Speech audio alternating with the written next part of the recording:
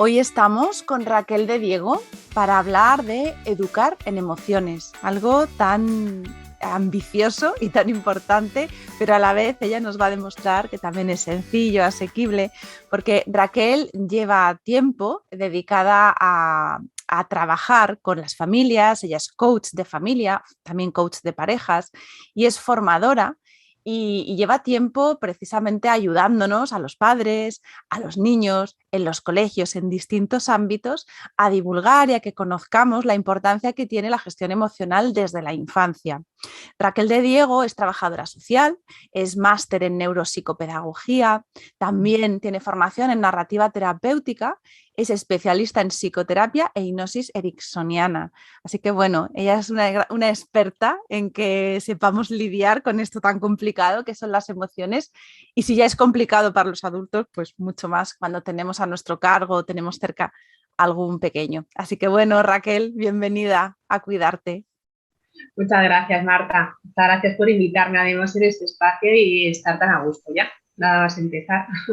Pues bueno, como yo decía, las emociones, que es algo que desde pequeñitos tenemos ahí a mano y que muchas veces hemos llegado, muchas generaciones, quizá nuestra generación empieza a ser más consciente de la importancia de la educación emocional, porque quizá llegamos a adultos y nos damos cuenta de que estamos todavía pues casi aprendiendo a hacer caligrafía, ¿no? Con nuestra propia gestión emocional. ¿Cuánto de importante es aprender a gestionar ese bagaje?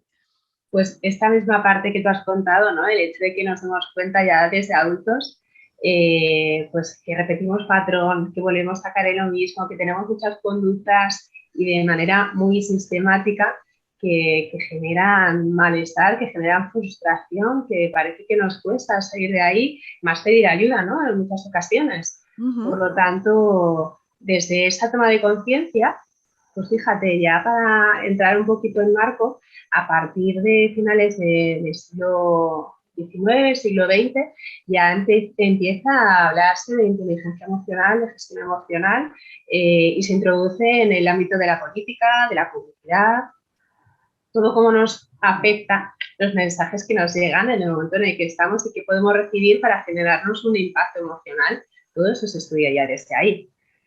Ya más decirte desde psiquiatría y psicología, ¿no? El estudio de John Bowlby con la relación de apego, desde los monoresus, que también se estuvo estudiando, la situación extraña de Mary Ainsworth. Esto iba demostrando que en función de, fíjate qué delicado, ¿no? En función de la relación que tenía el bebé desde su nacimiento con la mamá, se iba a vincular bien, mejor o peor, para desarrollar un apego seguro, para desarrollar una autonomía que le permitiera saber sacar mayor resiliencia de determinadas situaciones más o menos difíciles que pudiera vivir en sintonía de acuerdo a sus pensamientos y sus sentimientos y su conducta y poder ser finalmente un adulto sano. Esto ya se fue estudiando desde ahí. Por lo tanto, ahora que, bueno, vivimos yo creo que así, ¿no? Con estrés continuo, picos de pensar que tenemos cierta capacidad de gestión y de control de la situación, pero en otras ocasiones se nos escapa, ¿no? Más ahora en estos tiempos, el año pasado, con la situación de pandemia, COVID, el trabajo, el no trabajo, teletrabajar, teleestudiar, no saber muy bien incluso ni cómo relacionarte con los demás ni con tus propios familiares, pues ahora sí que estamos teniendo, la verdad, que una mayor demanda porque nos ha afectado a adultos y a niños a nivel psicológico, a nivel emocional. Y sí que es cierto que poder acompañar a nuestros niños, hijos o hijas, niños, alumnos, es una gran responsabilidad para los adultos que de hecho estamos a su cargo y a la vez a cargo de cada uno de nosotros. Por lo tanto, cómo nos están viendo los niños para percibirnos y aprender de ahí y cómo poderles acompañar, cómo poder generar un espacio de comprensión del tú a tú con los niños. Esto es cada vez más importante y en estos últimos tiempos, por lo que nos ha ido ocurriendo, pues yo creo que se le da más visibilidad aún, por suerte, ¿no, Marta? Aunque con una situación bastante desagradable, pero es importante que sí que se le ponga ahí el acento. Ujú. Y cuando hablamos de educación emocional, ¿a qué nos referimos o en qué consiste exactamente? Pues es educar desde primero el conocimiento y la identificación de que somos seres emocionales, porque de hecho muchas de nuestras decisiones las tomamos en base a nuestras sensaciones, nuestras emociones, nuestro pálpito, ¿no? Por lo tanto, desde ese equilibrio y ese conocimiento, esa educación de la identificación de las emociones, de las mías propias, de las de los demás, genera que pueda ahondar un poco más en cómo me siento, cómo me hace sentir esta situación, cómo me identifico yo esas emociones en mi cuerpo, y de ahí que podamos educarnos para ser, como se dice, competentes emocionalmente, ¿no? Ujú. Tú tienes un libro que es ¿Qué pasa conmigo?, de la editorial SM, en la que precisamente está dirigido a los niños, es un libro ilustrado y vas enseñando a que el niño identifique a través del cuerpo. ¿Cuánta importancia tiene el cuerpo para que nosotros aprendamos a identificar y reconocer lo que nos ocurre? Muchísima. Así ya, así directamente te digo, muchísima, muchísima. Date cuenta que incluso niños y niñas a través del movimiento aprenden. Pueden explorar el entorno, pueden a través de los sentidos pues probar pues bien por el tacto lo que van tocando, si la superficie es rugosa o es lisa o está caliente, templada o fría, cómo es la cara de las personas, ¿no? A través del tacto se percibe mucho. Por lo tanto, el movimiento de mi cuerpo genera que se estimulen también muchos sentidos. El adulto igual. Piensa en una situación, Marta, que a lo mejor tú estás un poco más nerviosa. Puede que te quedes bloqueada y quieta, pero si necesitas salir de un pensamiento a lo mejor reiterativo, quizás el movimiento es lo que te ayude a salir de esa situación. Ujú. Cuando un niño o una niña se bloquea, aquí sí que tengo anécdota. Por ejemplo, me está viniendo Sí, ahora para ponerlo más ilustrado, quizás más sí, claro. A veces las anécdotas, situaciones cotidianas, pues hace que otras personas que les haya ocurrido algo parecido que te puedan verlo, ¿no? reconozcan, Sin es necesidad verdad, de sí. fuera. Y en este caso, pues fíjate, tiene que ver con mi hijo. Tengo un hijo ya de 9 años y empecé a ir a la guardería, a la escuela infantil, a partir del año y medio. Yo creo que estaba en segundo, ya tenía 2 añitos y pico, para 3, y no sé otros casos, pero yo desde el mío, y tampoco conozco muchos más, o no conozco ninguno realmente, que los niños vayan todos los días contentos a la escuela infantil. Ese era el caso de mi hijo Joel. Una de las mañanas que ya me costaba levantarle y llevarle para la guardia y dejarle tranquilito, darle un beso y que bien lo vas a pasar, nos vemos luego. Y recuerdo que él estaba muy enfadado, triste, toda la vez no quería quedarse esa mañana ahí. Y además le tienes que dejar, hay un tiempo que te pide también la educadora, le tiene que entrar ya, tú tienes que salir a hacer tus cosas. Es muy difícil gestionar todo esto cuando tu niño está llorando, tu niña no se quiere quedar, no lo puedes llevar, a la vez piensas que cómo haces, ¿no? Para que entre, finalmente se quede y que irte tú un poco más aliviada viéndole que más o menos se queda bien. Recuerdo que llevábamos poco tiempo que estábamos viendo un libro de emociones, pues bastante reconocido en este momento, ya el monstruo de las emociones. Ujú. Pues lo recordé. Y con este bloqueo que tenía Joel y que lloraba y a la vez triste, y no me quiero ir, he pegado a mi pierna y demás, pues me acordé de algo y dije, pues movimiento, teatralizar, nos ponemos en un igual, somos niños, a los niños les encantan los cuentos y meterse en personajes, ¿no? Por lo tanto, esto nos ayuda vinculándolo con las emociones, vivir o entrar en un personaje y a la vez pues expresarlo y manifestarlo con el cuerpo. Estás muy rabioso, tienes la rabia y estás rojo encendido. Y de ahí yo ya me metí en el papel, pues yo hice los movimientos, como de estar así como muy enfadada, porque eso también empodera. La rabia muchas veces te genera tal intensidad en la energía que te puede llegar a empoderar si tú lo utilizas de manera instrumental. Quiero decir Ujú. que no, que realmente no estás impregnada en ella, ¿no? Que estás disociada de esa emoción.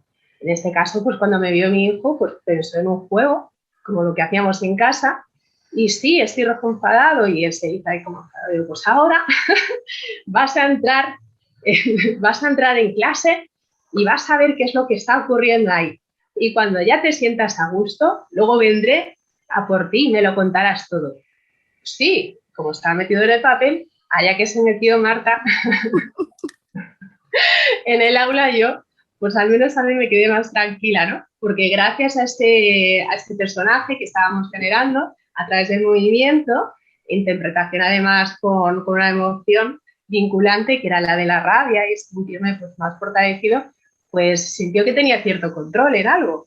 Ujú. A ella le metí un poco tienes una visión, tienes que entrar porque te toca ver qué es lo que está ocurriendo ahí para luego contármelo cuando yo venga. Y gracias a eso entró y ya desde ahí estoy viendo, yo trabajo mucho con familias, como bien decías antes, y con niños. No soy directiva, a través del coaching no se puede dirigir qué es lo que tiene que hacer cada persona, cada cual lo tiene que encontrar, ¿no? Porque si no, no interiorizaría su cambio.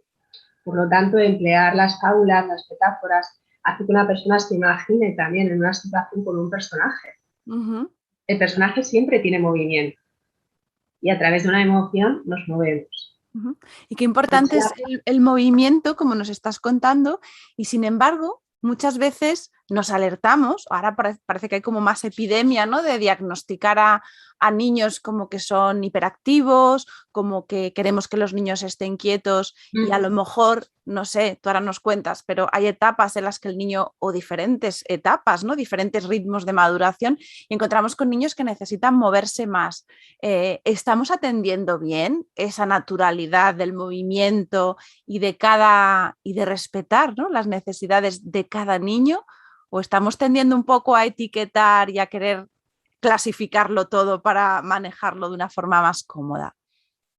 Bueno, es una pregunta controvertida porque realmente aquí nos estamos metiendo ya en los diagnósticos de profesionales o especialistas, aunque sí que es cierto que, dándote una opinión muy personal, sí que pienso que ponemos enseguida la etiqueta sin dejar ver otro tipo de factores o esa propia evolución.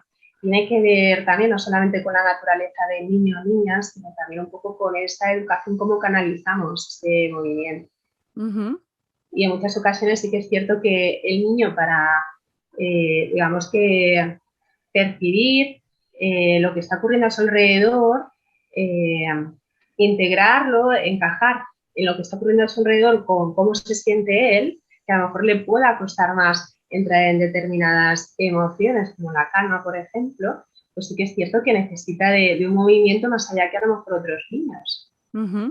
Y eso se puede confundir, si, como bien decías, ¿no? Sí que es cierto que ahí es necesario entrar en acción para ayudar a este niño, lo primero, a identificar qué es lo que le está ocurriendo, con qué intensidad le está ocurriendo esto y cómo podemos canalizar para que esté un poco más adaptado a la necesidad del entorno y del contexto en el que se encuentra. Aunque también aprovecho para decir que es cierto que a medida que vamos avanzando en ciertas metodologías de enseñanza, la parte del movimiento pues debería estar también un poco ahí a caballo con todo lo que vamos avanzando, ¿no? Otro tipo de, como decía, de metodologías. Y precisamente esta, a veces, ¿no? La necesidad del adulto que tendemos a lo mejor a etiquetar el comportamiento, la manifestación de las emociones de los niños en buena o mala, según es cómodo o incómodo para nosotros. ¿Hasta qué punto influimos en esa clasificación, ¿no? para que el niño aprenda que algunas emociones están bien, que algunas emociones están mal? ¿Qué ocurre ahí que les queremos traer un poco a nuestro patrón, ¿no? A nuestra forma de etiquetar? A veces esto es como un juicio de te estás portando bien, te estás portando mal, desde donde yo lo estoy valorando, ¿no? A mi interés, además. Que igual esto en otro momento que está haciendo esto mismo este niño, a mí no me preocupa o estoy de mejor humor que este día y no se está portando tan mal, aún haciendo lo mismo, ¿no? Entonces, ¿qué es lo que pasa ahí? ¿Cómo es ese tipo de juicio tan arbitrario, ¿no? Y muchas veces sí que tienes razón, ¿no? Sí que cae el adulto en hasta dónde a mí me está molestando esta conducta o no. El hecho de que un niño esté recibiendo eso, sobre todo en los primeros años, pues está jugando el aprendizaje de su autoconcepto pues quién soy yo y si me gusto, ¿no? Tal y como soy. Pues esto me puede generar ya la etiqueta de, es que se mueve mucho, es que está siempre moviéndose, es que no puede parar. Y ya escuchar esto es, yo me creo ya que estoy así. Entonces, si no cumplo con esta expectativa, me siento perdido. ¿Y qué otra cosa puedo hacer? Pues voy a hacer esto que ya se me ha dicho y ya encajo con esto, ¿no? Estamos generando, de hecho, esa predisposición a que ocurra más. Y esto me lleva a pensar también si nosotros para gestionar o enseñar a nuestros niños a que gestionen de una manera más sana, más equilibrada sus emociones, ¿eso tiene que pasar porque nosotros trabajemos y aprendamos a gestionar las nuestras? Siempre. Si yo recuerdo esto de una profesora, además de coaching familiar sistémico, si yo no sé chino, yo no puedo expresar chino, ¿no? Si yo no lo tengo, yo no puedo expresar. Sí que es más fácil muchas veces desde fuera cuando tengo ciertas, al menos ciertos cimientos, ¿no? Que lo pueda tener claro. Lo puedo ver desde fuera y ayudar, no tanto corregir, sino ayudar a lo mejor a hacer de espejo a mi hijo, a mi hija en este caso, ¿no? Si me preguntas un poco de cara de educadores como padres y madres, ¿no? De emociones con nuestros hijos. Pero sí que, y de hecho mi hijo, no sé si a ti te pasa, Marta, pero ¿no te trae aprendizajes de ti misma? Sí, es justo lo que te iba a decir a continuación, que claro, cuando dices, bueno, pues yo me veo como madre o como familiar cercano, porque a lo mejor nos escucha, Sí, lo he bueno, todos mirado. tenemos un papel importante cuando tenemos un niño cerca, ¿no? Y decir, vale, pues si para yo poder educar en emociones, yo tengo que saber gestionar mis emociones y no he recibido esa educación emocional, estoy a tiempo, puedo todavía formar parte también de ese aprendizaje a medida que construyo esa educación emocional para el niño que tengo cerca, irme trabajando yo, aprender juntos. Claro, todos los días ocurre, hay que estar receptivos, ¿no? A esto. Pero sí, estamos a tiempo, sí, todos los días. Y el hecho es una gran oportunidad que tengamos estos pequeños maestros a nuestro alrededor, ¿no? Que nos enseñan tantas cosas tan bonitas, que el hecho de verles incluso con una conducta que nos sorprenda, que nos guste más o que nos guste menos, que nos llame la atención, o bien con besos o pintando las paredes de la casa, o rompiendo algo, o enfadando, o gritándonos. Eso es un aprendizaje para nosotros de qué hay detrás de esto que le está ocurriendo. Entonces también, ¿qué hay detrás de mí cuando me ve? De cierta manera, ¿cómo expreso yo mi estrés cuando estoy en casa? ¿No? Me hará preguntarme yo también cómo hago las cosas por el hecho de verle a él o a ella, de no quedarme con la parte visible, la parte de la conducta. Por eso es tan importante conocer el lenguaje no verbal que está existiendo ahí, que está ocurriendo ahí dentro, hay algún cortocircuito que está pasando para que vea esto en esta conducta. De ahí el movimiento que está en la conducta también, ¿no? Lo que podemos llegar a ver para preguntarnos qué está pasando, ¿se siente cómodo? ¿No se siente cómodo? Entonces, ¿cómo lo estoy haciendo yo? ¿En qué momento? En cualquier momento puedo aprender, ¿no? ¿En qué momento me voy a dedicar yo también mi tiempo a mí para atenderme yo? Claro, porque a veces me da a mí la sensación, y yo como madre, por lo menos, no sé, por mi forma de ser o quizá la tendencia a hablar tanto, yo ponemos mucho énfasis en el lenguaje verbal, ¿no? Y yo creo que quizá es un avance el que ahora se hable de emociones y los niños ya empiezan a escuchar conceptos que van verbalizando y van haciendo que esa emoción exista. Pero quizá también hay otros lenguajes que se nos escapan, ¿no? Que a lo mejor en la infancia tú hablabas del movimiento, algunos niños no se expresan tanto con el lenguaje verbal y se nos escapan otros matices, otras informaciones que nos podrían llegar si prestáramos atención a qué, por ejemplo, al movimiento, a los gestos. A los silencios, a la expresión facial, que ahí tenemos muchísimos nervios y muchísima expresión que es, damos más riqueza en poder descodificar qué es lo que le está pasando a la persona por dentro, ¿no? Hay microgestos que no podemos engañar. Pues desde la parte, yo estuve en un colegio aquí en Madrid, inclusivo, impartiendo la asignatura de emociones, de hecho en su día sigue estando esa asignatura dentro de su carga lectiva. Y desde ahí, pues el ir identificando diferentes situaciones con personajes y preguntarles, ¿qué les está ocurriendo? ¿Qué está pasando en ese momento y cómo están? Y fijaos bien en la cara, que no nos engaña a lo mejor, pero las cejas, por ejemplo, Ujú, Este triángulo que tenemos aquí, desde la nariz a la boca, saber cómo tenemos la boca, si estamos sonriendo bien, estamos un poco girados o tenemos la boca para atrás, tensionada, pues en la expresión facial tenemos muchísimos gestos que los niños de forma natural, ujú, instintiva, saben leerlos, igual que el tono de voz, ujú, y es incluso más alto, más bajo, más rápido, más lento, más calmado. La respiración, si estoy respirando desde una parte clavicular, es que estoy quizás más activada, ¿no? O si estoy respirando desde la parte abdominal, estoy más relajada. Todo. El hecho de que estés hablando, por ejemplo, en las sesiones de coaching familiar, sí que les hago mucha devolución como observadora de hacerle escucha, ¿no? En un momento que a lo mejor alguien está hablando, qué casualidad que esté hablando de un tema y otro miembro de la familia mira para otro lado, o se levanta de la silla, está incómodo, o se mantiene inquieto y esto se ve en el movimiento, ¿no? Bueno, igualmente el movimiento, una mirada con mucha atención hacia eso que está diciendo, con una especial curiosidad. Ahí ujú, sí que les llama la atención, ¿qué está ocurriendo sobre esto? Ya paramos, ¿qué está ocurriendo sobre esto? Es que ahí hay algo que hay que descubrir, hay que destapar, ¿no? Tenemos ujú, a lo mejor un cofre con muchísima información dentro y tenemos que ir quitando la arena que está por encima. ujú. Ese tipo de observaciones, y como digo, incluso en tono de voz, estamos hablando con nuestro hijo o nuestra hija, le ha cambiado de repente, está hablando más alto, más bajito, Ujú, los hombros. Ahí en el libro de ¿Qué pasa ujú, conmigo? Trabajamos mucho la parte de las sensaciones en el cuerpo porque es algo que se pierde. Finalmente parece que lo estamos aprendiendo de forma teórica.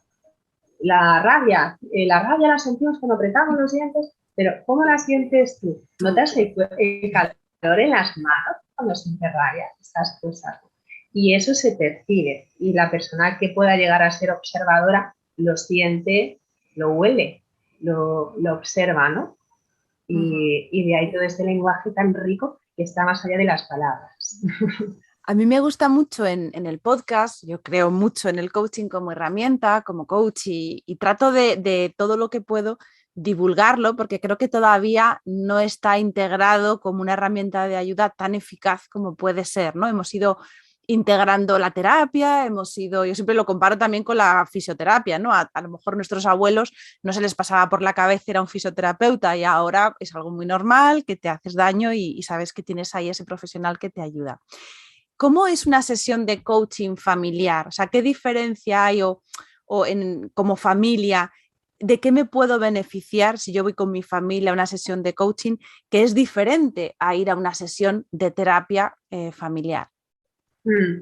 Cuando vas a una sesión de coaching familiar, van todos los en la unidad convivencial, porque todos forman parte del baile, yo lo llamo baile, que hay que estar asistiendo, ¿no? En el que están participando todos ellos. Eh, Siempre empezamos por los pequeños. Los niños y niñas tienen su voz, su protagonismo, y en cualquier sesión de coaching familiar sistémico, siempre les hablamos desde aquí, ¿no? Eh, Tienes la posibilidad de hablar para decir con toda validez de lo que vayas a decir, qué opinión tienes sobre esto y empiezas tú. No es que el padre o la madre o la persona más adulta vaya dictando de ahí qué dirá después la siguiente persona, ¿no? Que muchas veces Ujú, esto condiciona. Y aquí que el niño o la niña se siente en un espacio más libre, donde su aportación, su voz y su presencia se tiene en cuenta. En sesiones de coaching tienen que llegar a ponerse de acuerdo en un objetivo común, en un objetivo familiar.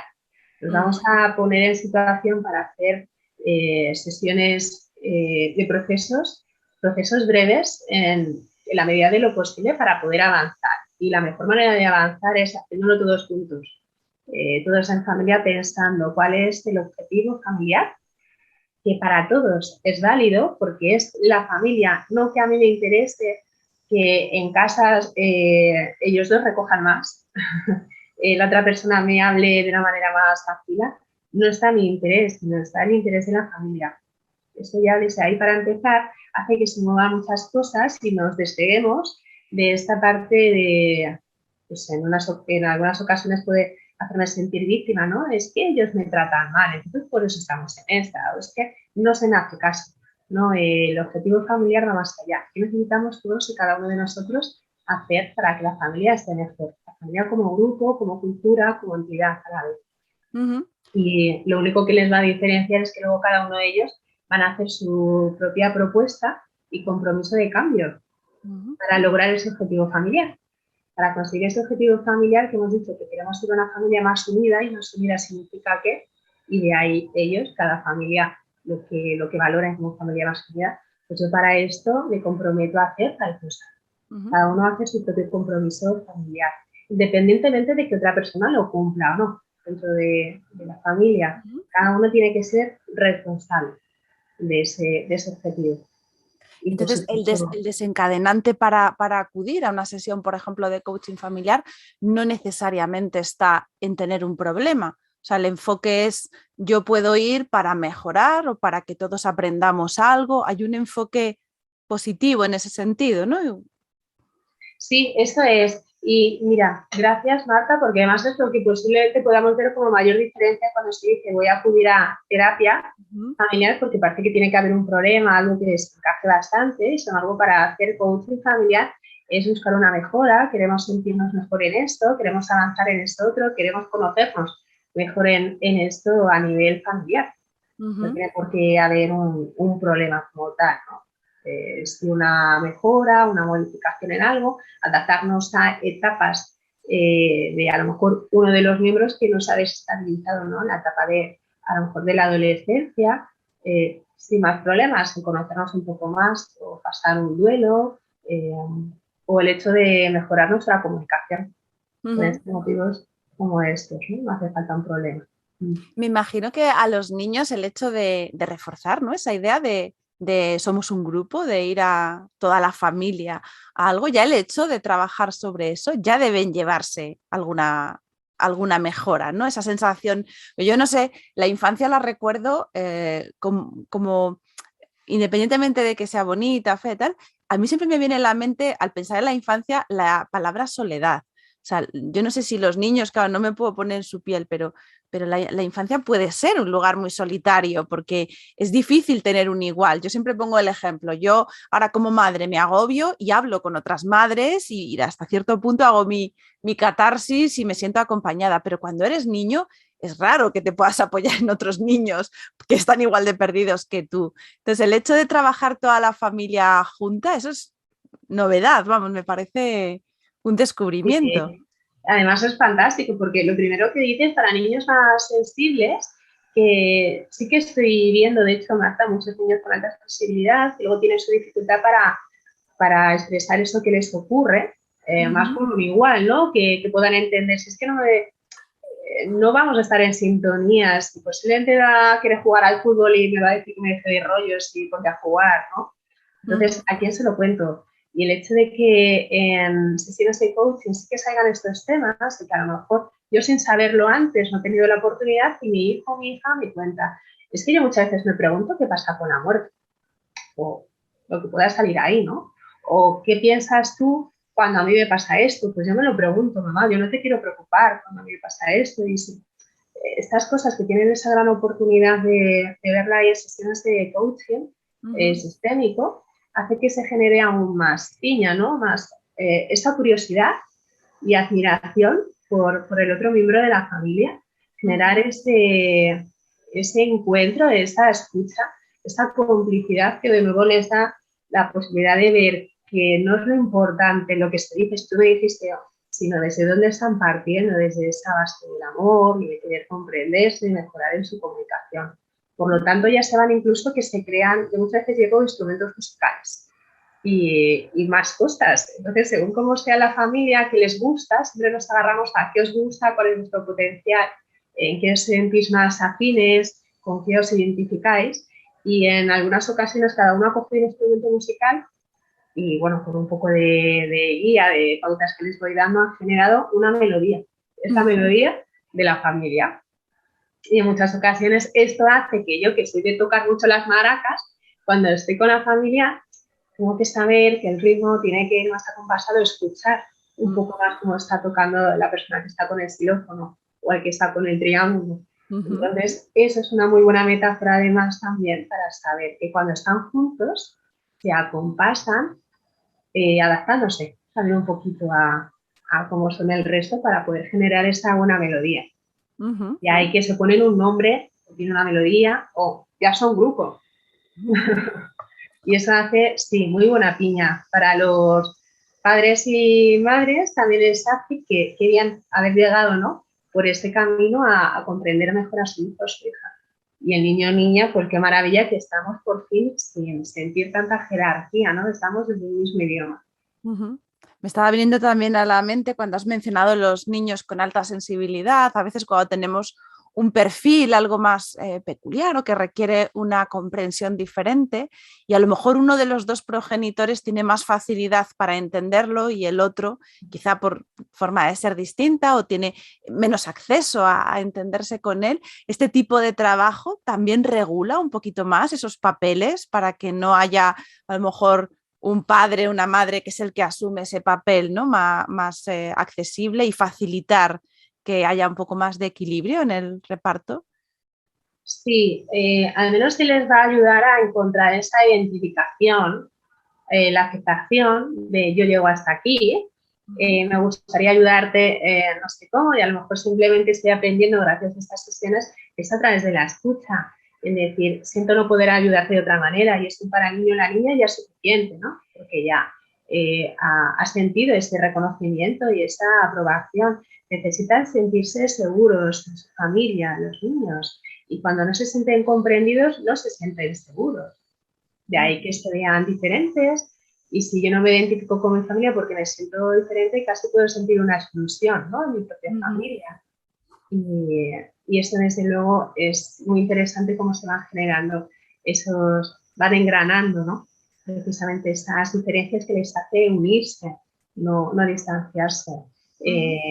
El progenitor que sí que tenga mayor conexión emocional, desde esa empatía, desde saber desde qué posición o qué lugar está nuestro hijo, nuestra hija con alta sensibilidad, sí puede recogerlo desde esa manera y además es algo que es un encuentro bonito porque es un encuentro hablado de qué puedo hacer yo cuando tú te encuentras así, te gusta cuando, qué necesitarías y de cada uno de ellos va saliendo lo que yo puedo aportar más a otra persona que dice de aquí te lo recojo y yo de aquí también me ayuda a comprenderme y a saber regularme a lo mejor un poquito, ¿no? Porque muchas veces se sienten tan diferentes que no saben cómo regular precisamente esa intensidad de lo que les está pasando. Y el expresarlo les libera también mucho y les ayuda al menos a mantener cierta calma en todo lo que les va viniendo de forma interior, ¿no? Una de las dificultades que tenemos los adultos es que los padres, progenitores o como te decía antes, personas que tenemos a cargo o cierta responsabilidad con niños, es que parece que tenemos que prepararles para la vida real, ¿no? Entonces, a veces tenemos ese debate o esa duda entre, bueno, se lo hago fácil, hago que sea feliz, no quiero arrasar sus sueños y tal, pero por otro lado, mi papel también es ponerle delante, pues entre los límites que sabemos que son necesarios, pero también la frustración, ¿no?, de que la vida no es exactamente como ellos desearían. ¿Cómo encontramos ese equilibrio? Yo creo que es mucho más natural que todo esto. Las situaciones cotidianas te van dando esta respuesta. Cuando tú quieres transmitirle un mensaje a tu hijo, a tu hija o bueno, a la persona a quien estás cuidando, ¿no?, por quien tú seas como cuidado, es tan sencillo como pensar, este mensaje que le quiero transmitir, ¿para qué? ¿Para qué le va a servir? ¿Tiene que ver conmigo? ¿Es algo mío? ¿O es algo que realmente le quiero transmitir? Porque muchas veces les trasladamos cosas nuestras, ¿no? Como yo lo pasé muy mal en la vida, quiero que aprenda qué. O lo contrario, quiero que facilitarle qué. Pero son nuestras cosas que les estamos trasladando. Y desde luego hay que dejarles que cada uno tenga lo suyo, dejarles también que respiren lo que les va ocurriendo y estar ahí sin más para cuando lo necesiten. Y como digo, yo creo que la vida cotidiana ya les hace entrar en situaciones, lo que viven en el cole, lo que viven en casa, lo que nosotros también vivimos, no hay que prepararlo tanto, es mucho más natural. Y sobre todo tener muy en cuenta que no hay que trasladarles nuestras experiencias pasadas para que ellos recojan, ellos ya van a recoger en sí mismos, ¿no? Hay que plantearse el para qué de lo que les vamos a trasladar o el mensaje que les queremos dar. Es lo natural. Cuando hablas de coaching familiar, y ahora que estabas haciendo referencia a cómo nosotros traemos también nuestra carga de lo que hemos vivido, claro, yo estaba pensando, bueno, cuando a veces, cuando te conviertes en madre, en padre, vuelves a revivir o se acusan a veces algunas heridas o algo que tienes sin resolver con tu propia madre o con tus padres. Cuando hablas de coaching familiar, también me existe la posibilidad de hacer coaching siendo un adulto con tus padres, por ejemplo, sanar cosas, o eso ya tiene que ir más al campo de la terapia y va por otro lado. Sí, sí, sí, ¿no? También hay muchos recursos, muchas técnicas que se pueden trabajar incluso con la silla vacía, ¿no? Por ejemplo, es el primero que me ha venido. Hay muchísimos, como digo, recursos desde coaching. Eh, Luego ya cada uno, yo creo que cada profesional aportamos la parte que es un poco más nuestra, en la que nos sentimos más seguros, la experiencia que traigamos, de dónde vengamos y la formación que vamos aplicando, más la que nos hemos aplicado a nosotros mismos, ¿no? Desde luego, desde coaching sí se puede hacer, porque está claro que cuando trabajas incluso a nivel individual, nunca trabajas solo con esa persona que tienes delante, trabajas con esa persona que tienes delante más todo lo que te trae, que es, digamos, producto y más allá de que producto, de sus relaciones, de sus interrelaciones familiares. Por lo tanto, trabajar algo que me está ocurriendo a mí a día de hoy, posiblemente tenga que ver, cuando yo saque algo, con algo que me esté trabajando a la vez con ese profesional que me acompaña, sobre mi relación con mi padre o mi madre, con el familiar que realmente sí que me dio ese toque de conexión neurológica que me programa en algo y que hace que hoy siga reproduciendo, ¿no? ¿Y cuáles son los principales errores o los más comunes que cometemos a la hora de tratar de educar a los niños en emociones? Errores. Mm. Que cometemos. Pues quizás este que estábamos hablando ahora, Marta, de quiero que aprenda qué, pero este quiero que aprenda qué es realmente por él o por ella. ¿Crees que le hace falta y de esta manera? Y muchas veces o bien caemos en la sobreprotección o esa autoridad, ¿no? Que desde la parte quizás más dura es como tiene que aprender cómo es la vida, pero son cosas nuestras. Yo creo que caemos a veces en esta parte nuestra que o hacia un extremo o hacia otro, pero nos movemos en extremos en ocasiones. Algo que yo veo también es que pienso que a veces infravaloramos las capacidades que tienen nuestros niños y niñas en general para saber salir de situaciones y les ponemos en un lugar que ni siquiera les pertenece, ¿no? Y son mucho más allá.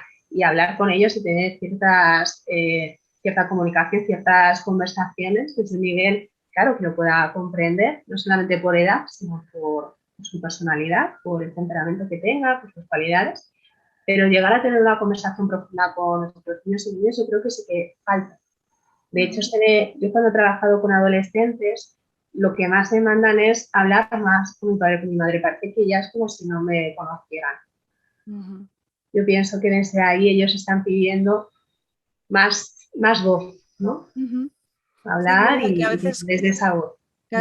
cuando hablamos de comunicación pensamos muchas veces en lo que queremos decir, ¿no? Y a veces para comunicar muchas veces basta o podemos empezar escuchando, ¿no?, al otro, que eso a veces yo creo que es un aprendizaje de toda la vida, el saber ponerte delante de alguien y escuchar. Imagino que en estos casos también sería un punto importante. Sí, sí, porque lo que vamos creando desde la infancia, luego en determinadas etapas, como por ejemplo la adolescencia, que ya es cuando hay muchos más cambios, ¿no? A nivel hormonal, neurológico, pues sufrimos muchos cambios y el joven o la joven adolescente, cuando el papá o la mamá dice, o el familiar o el cuidador dice, es que yo me comunico, pero no me dice nada, es que como es adolescente. Claro, muchas veces que hacemos interrogatorias, ¿dónde has estado? ¿Y con quién has estado? ¿Y por qué te vas con esta persona? ¿Y qué has llevado? ¿Tú has llevado dinero? ¿Quién te lo ha dado? Estamos haciendo interrogatorios, esto no es una comunicación fluida. ¿Qué tal si compartimos un poco de nuestro día y qué tal tú y cómo estás, cómo te sientes, qué te parece esto? ¿Qué es lo que te gusta de esto que ves, ¿no? O de esta música que escuchas? Sí, cambia mucho el enfoque. Es verdad que a veces yo estaba pensando incluso cuando son pequeños, cuando empiezan a ir al cole y les preguntas, y es eso, un interrogatorio, ¿qué has hecho en el cole? Y te has sentado con no sé quién, y cuanto más preguntas, menos te Ya no quedas. se acuerdan de nada, además que viven Y en un además es como, no, nada, tal. Y dices, "Ay, es que no me cuenta nada del colegio". Luego a lo mejor estás tranquilamente haciendo otra cosa y arrancan a hablar y te empiezan a contar y no paran. Pero es verdad que tendemos un poco a sacar ahí la información con una forma y un poco. además esa pregunta cerrada, ¿no? Claro. Incluso podemos preguntar, pero quizás una pregunta más abierta, por ejemplo, cuéntame algo que te haya hecho reír muchísimo en el día de hoy. Y Claro. está por ahí, pero le permites, además es algo divertido. Es mucho más fácil que podamos entablar una conversación y que nuestra mente permita encontrar recuerdos desde algo que nos impacte y más que sea algo en positivo, ¿no? Cuéntame algo que te haya hecho reír mucho. ¿Qué ha sido lo mejor del día? Y contar también, lo mejor en mi día ha sido tal cosa, ¿no? Y desde la risa, Compartir. desde el buen humor, vas a generar esas endorfinas, ese saber estar bien, que además permite que tiene mucho que ver además con el aprendizaje, permite que nuestra memoria se amplíe. Si yo tengo, claro, si yo tengo un buen equilibrio emocional, si yo estoy en un buen estado de tranquilidad, de relajación, de bienestar, pues genero más endorfinas, oxitocina, serotonina y esto me permite que aprenda también mejor y más rápido. De ahí la importancia de la educación emocional en los colegios, ¿no? Tú tienes experiencia porque has impartido, como me decías, la asignatura de emociones, que es algo nuevo, que no en todos los colegios se realiza. ¿Cómo vas viendo ese tema? ¿Cómo ves que evoluciona ahora mismo en la enseñanza? Todavía imagino que nos queda mucho que hacer, pero se van dando pasitos. Ojalá haya más y que sí que haya personas profesionales que estén especializados. No es pintar un buen currículum académico diciendo que hay una asignatura de emociones. Es que lo que sirve es que la persona que lo imparte que realmente esté especializada en ello. Que sí que hay centros, luego directores o docentes que sí que pueden decir, no, aquí sí lo hacemos, pero ¿cómo lo hacéis? Haciendo ejercicios de escribir de algo teórico o cantamos canciones de cuáles son las emociones. Eso no es trabajar con las emociones, con la educación emocional, ¿no?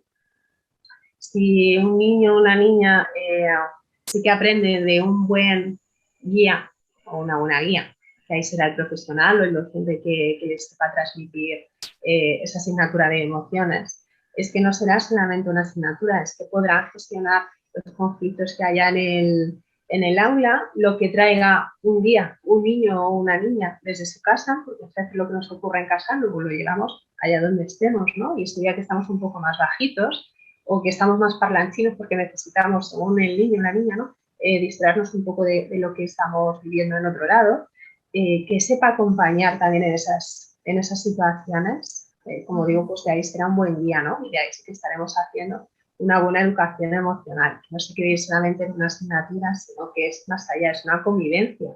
Entonces, al final eso pasa por impregnar un poco toda la estructura, porque claro, si el niño va a estar en contacto con diferentes docentes, diferentes etapas, no tiene mucho sentido que en una etapa se esté trabajando de una forma y en otra. Yo me estaba acordando de mi hijo pequeño que tuvo, bueno, en su nivel de infantil sí que las profesoras estaban muy implicadas en la gestión emocional y en el primer año, sobre todo a mi hijo pequeño le costaba mucho pedir ayuda. Entonces era típico niño que cuando tenía un problema pues no sabía abrir el Actimel, pues se quedaba callado y Sí, se sí, pasaba a lo mejor el recreo sin merendar porque no había abierto la tapa en vez de pedirle a la profesora que se la abriera.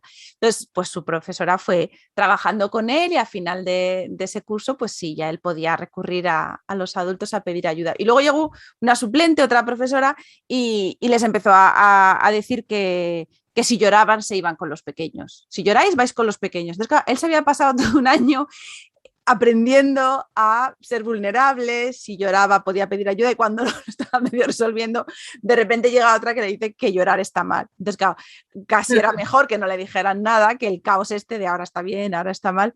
Claro, al final tiene sentido ese tipo de aprendizaje, como tú dices, no una asignatura suelta, sino que haya un poquito como una línea editorial ahí en el sistema, ¿no? Sí, se trata de realmente de dar formación a los adultos. Ahí cuando tú me preguntabas sobre pues, los educadores en familia, ¿no? Primero tendríamos que aprender nosotros de nuestra propia gestión emocional, pues como adultos y que queramos ser emocionalmente sanos, sí deberíamos tener esa responsabilidad para con nosotros mismos y vivir más acorde a cómo nos queremos sentir y cómo queremos gestionar nuestra propia relación con nosotros mismos y con los demás y lo que nos ocurre. Eso para empezar. Más cuando tenemos esa responsabilidad de trabajar con niños y niñas. Trabajar o tratar. Más en una escuela, en un centro educativo, donde para algunos niños puede ser un entorno hostil. Fuera de mi familia, estoy en un grupo de muchos niños, yo soy más tímido o más tímida, me cuesta acercarme a los demás, necesito que se acerquen en todo caso a mí para que me generen confianza, que me sienta dentro de, que me sienta parte. Si no tengo un buen líder, como decía, líder, guía, que en este caso es un profe, una profe que empatice, que sepa que no solamente somos un grupo, sino que cada uno de nosotros tenemos nuestras peculiaridades, somos diferentes, características, pues va mal, porque no voy a poder ni expresarme siquiera como a mí me gustaría. No voy a ser ese niño que va a preguntar siquiera si puedo ir al baño, ¿no? Pues imagínate para algo que no comprenda de la asignatura o cómo relacionarse con otros niños o resolver un conflicto que le está ocurriendo. Entonces, de ahí yo creo que tiene que ser una lluvia, tiene que partir de la parte de los adultos, dar esa formación a los adultos, a los profes, para que da igual que sea en una asignatura que en otra, que sepamos gestionar lo que está ocurriendo en ese aula. Es un mensaje positivo el pensar que estamos a tiempo, ¿no? Que siempre tenemos la oportunidad de aprender, de mejorar y que incluso guiando, tratando de guiar y orientar a los pequeños, al final se van a convertir ellos en nuestros maestros porque vamos a aprender, que es de lo que al final va la vida, ¿no? De ir aprendiendo con cada etapa. Pues te agradezco mucho, Raquel, el tiempo que nos has dedicado y bueno, yo me llevo, no sé nuestros... Pero yo me llevo que una sesión o un proceso de coaching en familia puede ser un regalazo para la familia. O sea, estoy pensando que es como, pues eso, igual que invertimos a veces, ¿no? Nos vamos de viaje y vivimos una experiencia estupenda y esos viajes los recordamos, pues estoy pensando yo que vivir también la experiencia de trabajar juntos y de darle importancia a ese espacio común que estamos creando, quizás sea un regalo para toda la vida que se puedan llevar nuestros niños y yo ahí por lo menos así lo veo, es lo que me llevo de tu charla y bueno, pues te agradezco muchísimo todo lo que nos has dejado. Muchas gracias a ti, Marta, por la posibilidad de poder hablar y poder contar qué es lo que se hace dentro de las sesiones de coaching familiar, que no es necesario tener un problema, que es más que irse a un spa, porque esto no es algo puntual o temporal, son cambios que generas, posiblemente eso es para toda la vida dentro de tu familia, donde tú quieres realmente estar a gusto porque tú has creado esta familia, ¿no? Están las personas principales en tu vida y a las que quieres, pues qué mejor que regalarte ese bienestar, esa comprensión con ellos. Sí que es verdad que no solamente para los niños, que es para los adultos, ¿no? Sentirte bien en casa. Sí, estaba pensando en los adultos también, ¿no? O sea, me venía a la mente esa posibilidad de que a veces pues en las familias siempre hay como una voz cantante, hay una línea que parece que alguien ha dictado y crear un espacio donde todas las voces tengan su oportunidad y su legitimidad, ¿no? Qué sensación de irte creando un traje a tu medida, de no decir, bueno, pues estoy en este grupo que parece que tengo que hacer y tengo que ser distinto y me parece que se abre ahí una oportunidad para todos fabulosa. Así que vamos a dejar aquí el contacto. En tu web viene mucha información que yo creo que les va a venir muy bien si a algunos pasa como a mí, que queréis hacer coaching en familia. Yo desde luego ya me lo estoy pensando. Y Bien. su web, la web de Raquel es conciliafam.com. Y ahí tenéis, bueno, pues información sobre estos servicios, sobre estas posibilidades de hacer sesiones, sobre los talleres y el contacto con Raquel por si queréis acercaros a ella y trasladarle vuestras inquietudes. Así que bueno, Raquel, pues un placer esta charla. Espero tenerte por aquí más veces, que yo siempre me quedo con ganas de seguir preguntando. El reloj ya me... Tiempo y tiempo. Muy amable, porque además nosotros súper a gusto, Marta. Muchísimas gracias por invitarme, de verdad. Pues ha sido un placer.